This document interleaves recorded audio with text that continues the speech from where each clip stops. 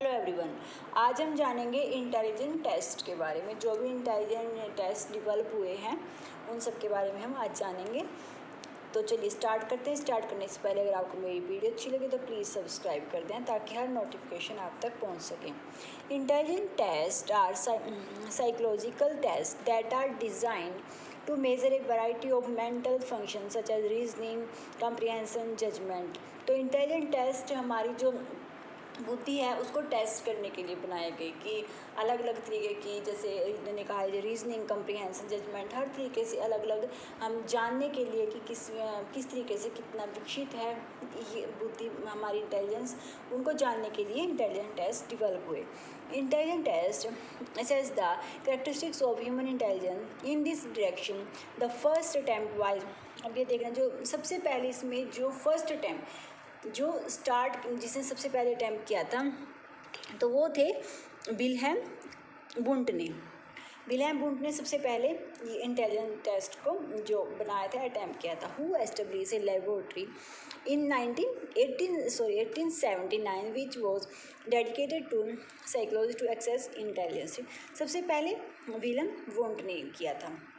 उसके बाद इन 1900 में क्या भाई कुछ कैटल ने यूज़ किया था। सम मेजर ऑफ इंटेलिजेंस सच जैसे strength of grip, colour discrimination, road memory. तो इन्होंने किया था कि जैसे हमें स्ट्रेंथ ऑफ ग्रिप होती है, किस चीज़ को हम कितनी मजबूती से पकड़े, किस चीज़ को कितनी मजबूती से हम ग्रहण करते हैं, या फिर इस कलर डिस्क्रिमिनेशन, जैसे हम कलर देखते हैं उनको समझते हैं, किस तरीके से हम जानते हैं।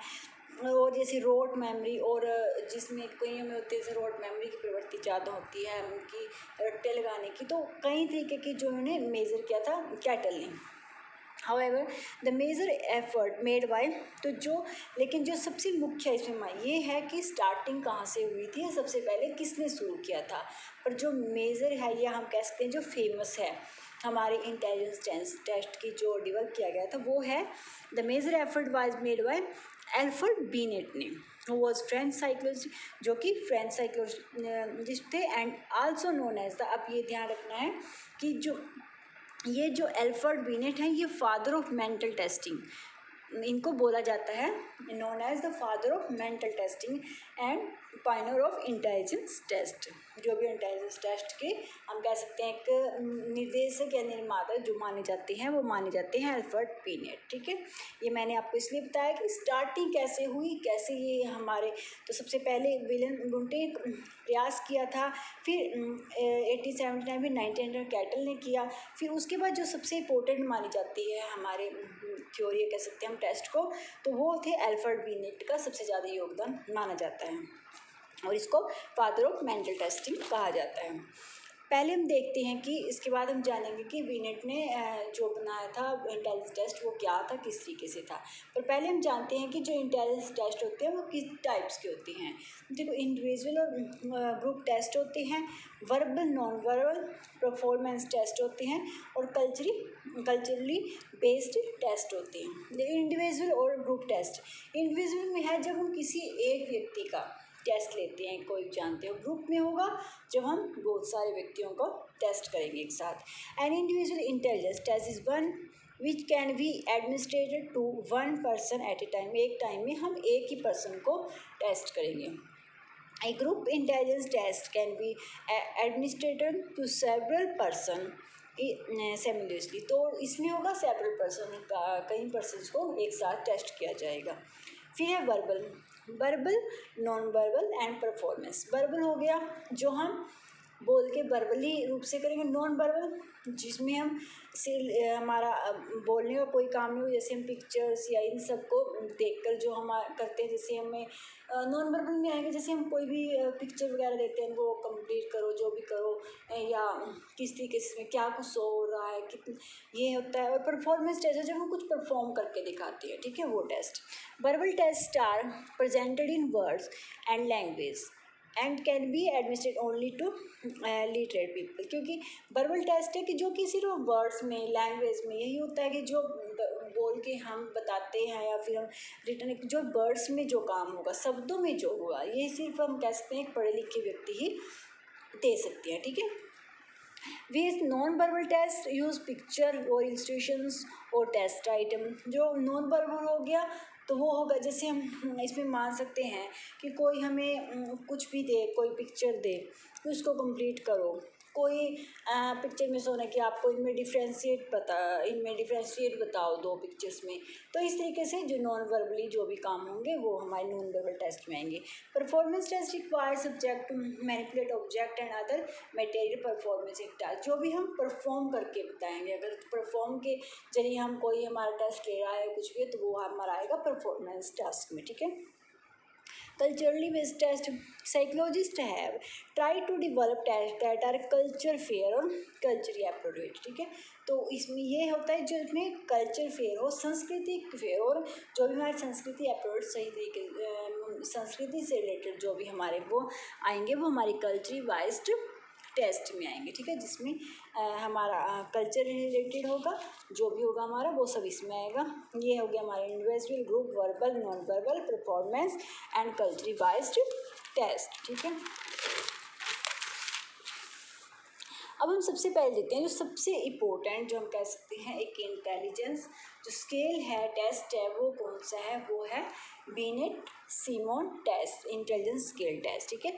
The journal test of mental ability was devised by Alfred Binet and his college Theodore Simone.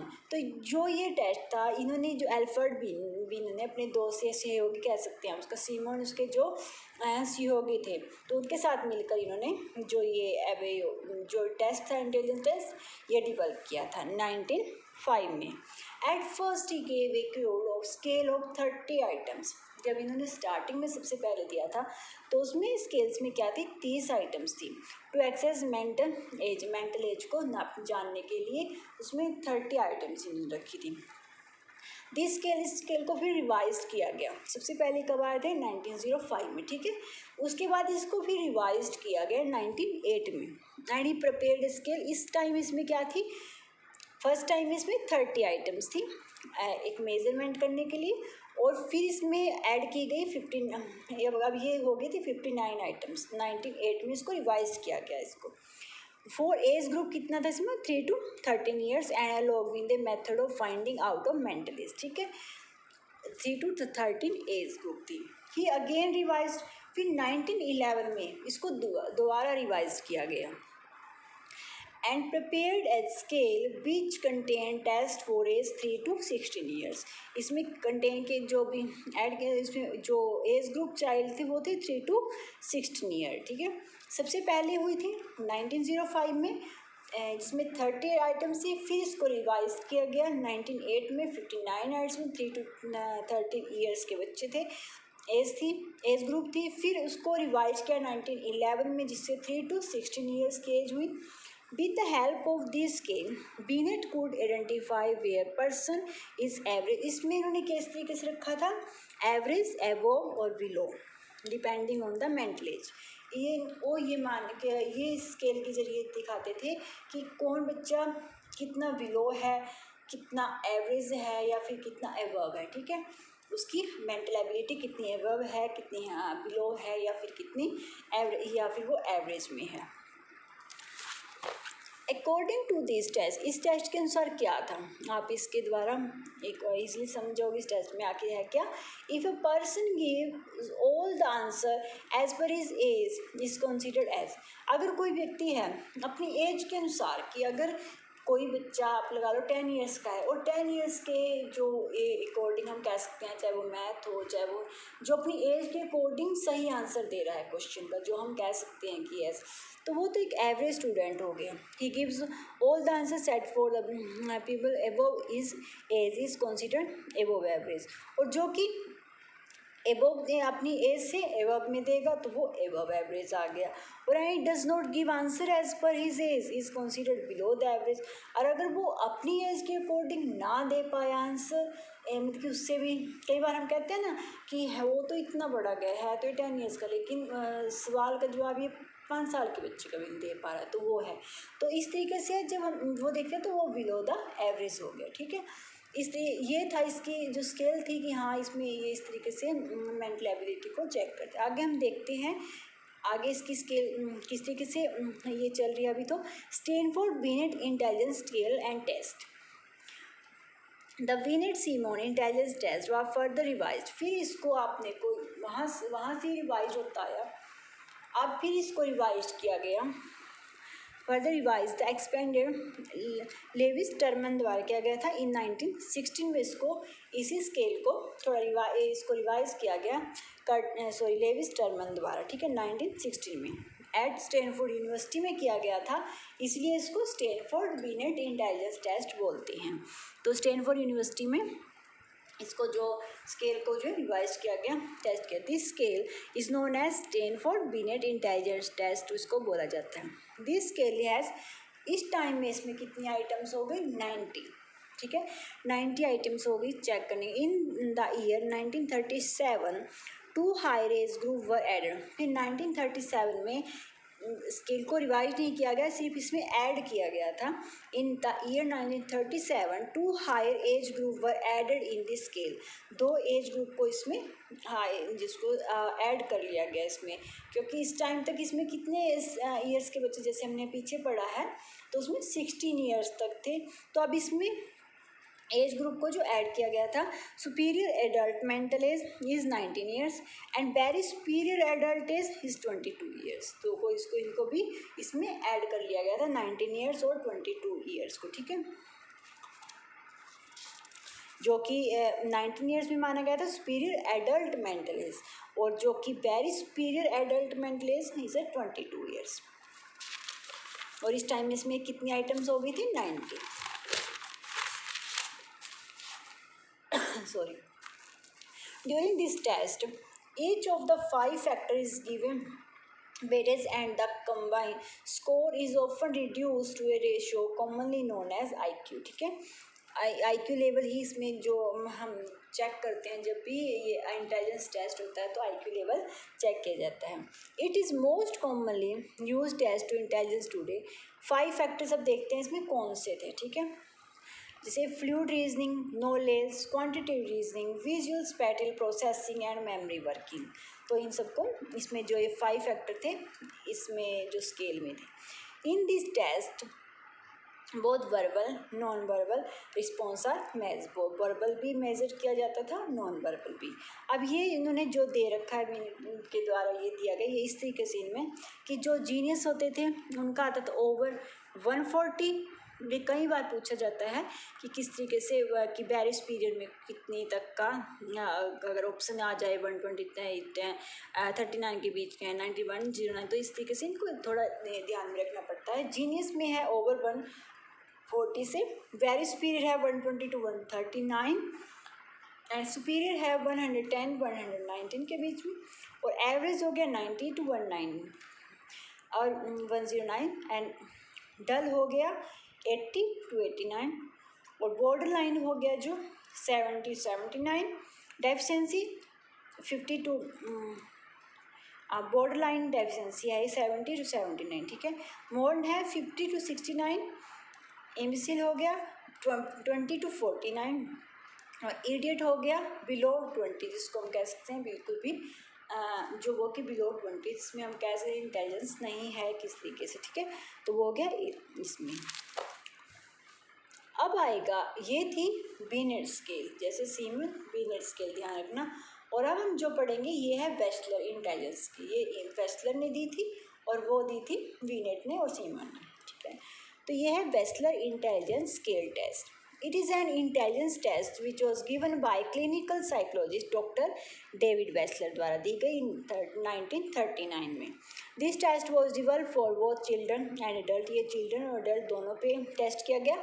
It is an individual test which has the unique quality being similarly a verbal as well as performance, ठीक है। Scale, this scale test consist of, इसमें कितने, ये ध्यान रखना है कि scale में जो कितने टेस्ट कंसिस्ट थे, 11 टेस्ट, आउट ऑफ विच 11 थे जिसमें क्या थे, 6 आर वर्बल और 5 आर परफॉर्मेंस। ध्यान रखना, कई बार पूछा जाता है कि वेस्लर जो इंटेलिजेंस स्केल टेस्ट है उसमें कितने टेस्ट जो है कंसिस्ट किए गए, तो 11 टेस्ट थे टोटल, और उसमें जो 6 थे वो वर्बल में आते हैं और जो 5 हैं वो परफॉर्मेंस स्केल में। अब देखते हैं इसमें जो ये 6 आ रहे हैं हमारे वर्बल में, तो वो कौन से हैं। वर्बल स्केल में जो आते हैं, जैसे फर्स्ट है test of general information, second is test of general comprehension, जो इनमें वर्बल में लिए जाते थे टेस्ट।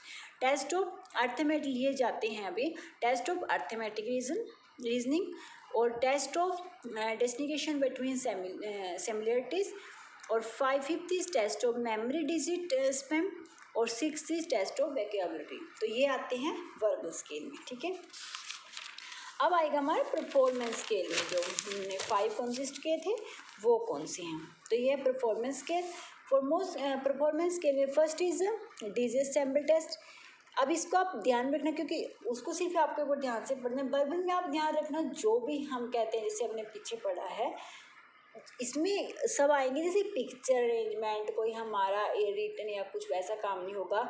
इसमें होगा जैसे डिजिटल सैम्पल टेस्ट हो गया, पिक्चर कंपटीशन वगैरह जो भी टेस्ट होते हैं, ठीक है, और ब्लॉक डिज़ाइन टेस्ट होते हैं, ठीक है, पिक्चर अरेंजमेंट टेस्ट हो गए, तो ऑब्जेक्ट असेंबली टेस्ट हो गए। ये सब आते हैं परफॉर्मेंस स्केल में, जिसमें भी सिर्फ करना है, हम कह सकते हैं इसमें जैसे एक्टिविटी है, हम करना है, हमको उसको करके दिखाना।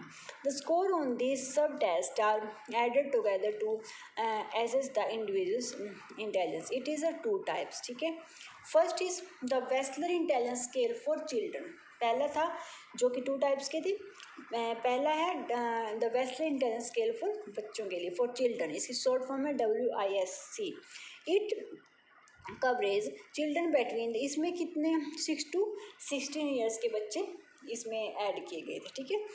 सेकंड था the Wechsler intelligence scale for adult, WISA। इसकी फुल शॉर्ट फॉर्म को याद रखना, इसकी फुल फॉर्म ध्यान रखना।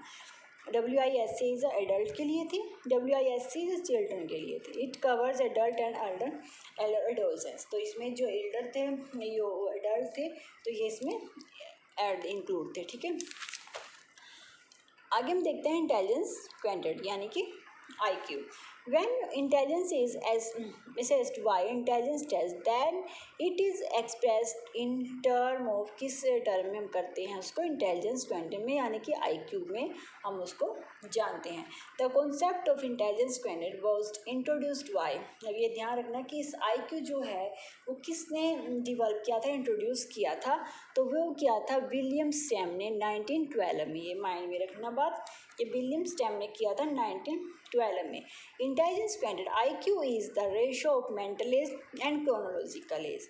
मेंटल एज और क्रोनोलॉजिकल विच इज मल्टीप्लाई किया जाता है बाय 100 से, in order to eliminate the decimal point, ठीक है। तो ये है इसका फॉर्मूला, अब ये ध्यान रखना। IQ का है, IQ को जब चेक करने का जो फॉर्मूला है, तो वो है mental as, MA chronological age, CA multiplies 100। Mental as क्या डिफाइन करती है, क्रोनोलॉजिकल एज, तो आप याद रखना क्रोनोलॉजिकल एज है हमारी जो हमारी बोर्न डेट है, यानी कि अगर मैं 10 साल की, तो 10 साल यहाँ पर लिखे जाएंगे। अगर हम 12 ईयर्स के हैं, ये हमारी जो बोर्न डेट है वो मानी जाएगी। मेंटल एज होगी जो हम मतलब कि हमारी बौद्धिक क्षमता के अनुसार मेंटल एज मल्टीप्लाई 100। जैसे हम कह सकते हैं कि अगर 10 साल का बच्चा है, वो क्वेश्चन कर रहा है 15 ईयर्स के, तो 15 ईयर्स क्या हो गई, वो मेंटल एज हो गई उसकी। लेकिन जो है तो वो 12 ईयर्स का या 10 ईयर्स का, लेकिन जो मेंटल एज होगी वो जो कि जिस एज के अकॉर्डिंग वो काम कर रहा है या कम कर रहा है। अगर वो 10 साल का बच्चा है, लेकिन उसकी जो मेंटल एज है वो सिर्फ 5 ईयर्स तक है, अब तक, ठीक है। हम कह सकते हैं कहीं होते हैं जैसे वीक होते हैं, हर तरीके के स्टूडेंट है, बच्चे हैं, तो वो ये होती है मेंटल एज। क्रोनोलॉजिकल एज है जो हमारी रियल एज है। तो mental age is defined as the measure of an individual mental attainment based on the age in which he see takes an individual average to reach that same level of attainment. Other words, mental age is the age level of individual mental ability, यानी कि फिर जो मानसिक क्षमता है वो होती है मेंटल एज।